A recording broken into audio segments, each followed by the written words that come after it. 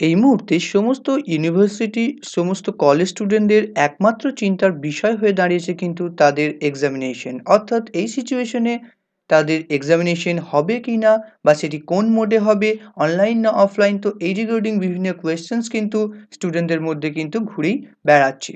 তো এই সমস্ত কোয়েশ্চেনের একটি সলিউশন কিন্তু আজকে আমি তোমাদেরকে প্রোভাইড করছি, এবং সেক্ষেত্রে আমি বলে রাখবো যে central education minister doctor Ramesh Pokhriyal Nishank তিনি কিন্তু এনডিটিভিতে একটি অ্যানাউন্সমেন্ট কিন্তু তিনি করেছেন একটি ইন্টারভিউতে, এবং সেখানে কিন্তু তিনি বলেছেন যে একদম যারা ফাইনাল ইয়ার স্টুডেন্টস রয়েছে তো তাদেরকেই কিন্তু শুধুমাত্র এক্সামিনেশন দিতে হবে, বাকি স্টুডেন্টদের কিন্তু প্রমোট করে দেওয়া হবে তাদের নেক্সট ক্লাসে। অর্থাৎ ইউজিসি যে সার্কুলারটা গাইডলাইনটা তারা দিয়েছিল, তো সেই গাইডলাইন মেনেই কিন্তু এটি করা হবে। তো এই রিলেটেড আজকের এই ভিডিওতে তোমাদের কমপ্লিট ডিটেলস বলবো, এবং তার সঙ্গে সঙ্গে একদম আমাদের সেন্ট্রাল এডুকেশন মিনিস্টার তিনি যে ইন্টারভিউতে যে স্পিচটি তিনি দিয়েছেন, তো সেটি কিন্তু তোমাদেরকে একদম লাইভ কিন্তু দেখিয়ে দেব, তো যাতে করে কিন্তু এই খবরের সত্যতাটা তোমরা নিজেরাই যাচাই করে নিতে পারবে।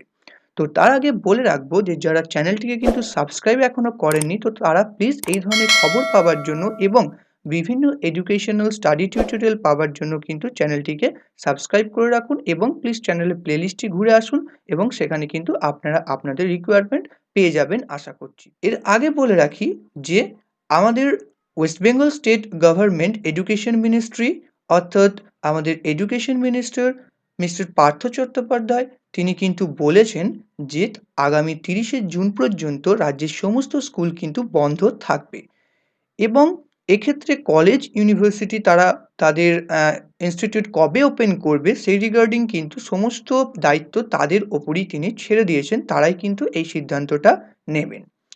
তো দেখুন, আজকে দেখিয়ে দিচ্ছি যে এনডিটিভি একটি টুইট, এনডিটিভির যে টুইটার অ্যাকাউন্ট সেখানে কিন্তু টুইট করে বলা হয়েছে যে এটি কিন্তু ডক্টর রমেশ পোখরিয়াল নিশাক তিনি যে মতামতটি দিয়েছেন বক্তব্যটি তারই একটি সাপেক্ষে টুইট কিন্তু করা হয়েছে এনডিটিভির তরফ থেকে।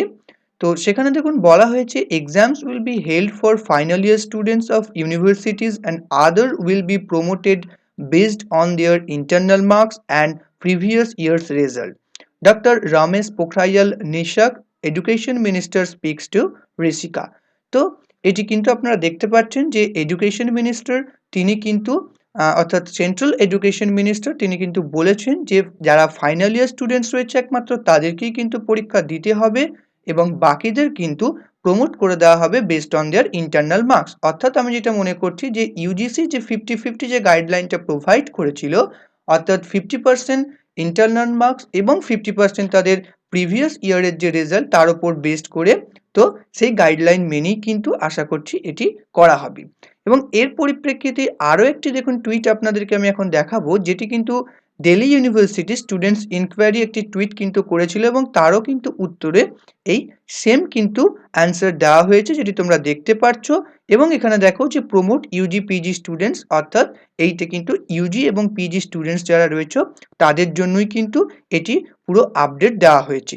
তো এর যে কমপ্লিট ভিডিও ক্লিপসটি, যেটি অর্থাৎ ডক্টর রমেশ পোখরিয়াল নিশাক সাহেব তিনি যে বক্তব্যটা রেখেছেন এনডিটিভির যে ইন্টারভিউতে, তো সরাসরি দেখো তোমরা সেটা দেখে নাও, এবং সেখান থেকে কিন্তু তোমাদের যে সমস্ত কোয়ারি সেগুলো কিন্তু ফুলফিল হয়ে যাবে। এবং এর পরেও যদি কোনো কোয়ারি থাকে এবং এই সংক্রান্ত যখন কোনো লেটেস্ট আপডেট কিন্তু আমরা পাবো, তো সেই আপডেটগুলো কিন্তু সঙ্গে সঙ্গে আমার চ্যানেলে তোমাদেরকে দিয়ে দেবো, এবং তার জন্য চ্যানেলটিকে কিন্তু সাবস্ক্রাইব করে রাখো এবং নোটিফিকেশনটিকে অল করে রাখো।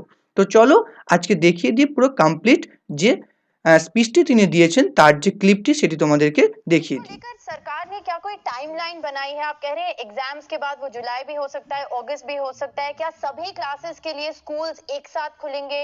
क्या अलग अलग क्लासेस के लिए अलग टाइम निर्धारित किया जाएगा?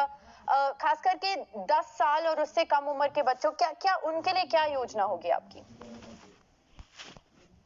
देखिए, अभी तो जो चाहे उच्च शिक्षा है और चाहे स्कूली शिक्षा है, पहला हमारा टारगेट है कि किसी तरीके से बच्चे का जो ये समय है, ये समय बर्बाद ना हो, वर्ष बर्बाद ना हो, खराब ना हो।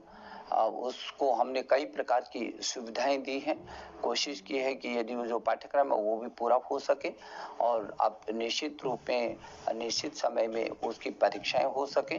हमने उच्च शिक्षा में कुछ अलग, जैसे 1 जुलाई से उच्च शिक्षा में भी परीक्षाएं होंगी और इधर की जो परीक्षाएं छूटी थी स्कूली शिक्षा की वो भी होंगी और अगस्त में आगे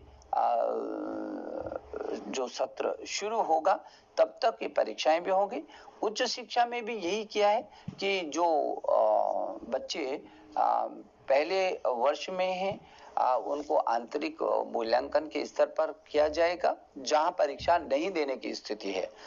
जो विशेष ऐसी स्थिति में है जहां वो उभर नहीं पाई हैं और अभी भी वो रेड जोन में हैं और परीक्षा देने की स्थिति में नहीं, उनके लिए कुछ सुविधाएं दी हैं कि वो जो पहले वर्ष का यदि पहले सेमेस्टर का बच्चा होगा तो उसको वो अपने आंतरिक मूल्यांकन पर ही वो परीक्षा देगा और दूसरे तीसरे का होगा अंतिम वर्ष की तो हम परीक्षा कराएंगे, लेकिन दूसरे और तीसरे का जो पहले वर्ष में उसका जो कुल उसका परीक्षा परिणाम है उसका मूल्यांकन 50% और जो इस वर्तमान वर्ष का है उसके आंतरिक मूल्यांकन 50%, इन दोनों का जो औसत निकलेगा उसका रिजल्ट हम लोग घोषित करेंगे।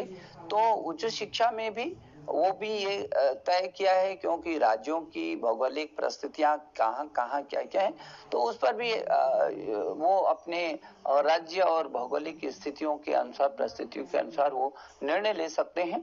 क्योंकि अब लद्दाख का है उसका बिल्कुल अलग परिस्थिति है, चाहे हिमालयी राज्य हैं वो उनकी जो अपनी कठिनाइयों के हिसाब से वो राज्य उसका निर्णय ले सकते हैं। लेकिन जब भी हम शुरू करेंगे, क्योंकि बच्चा हमारी अमूल्य निधि है देश की, राष्ट्र की, परिवार की, और इसलिए उसकी सुरक्षा की दृष्टि से जो भी संभव हो सकेगा वो सब कुछ हम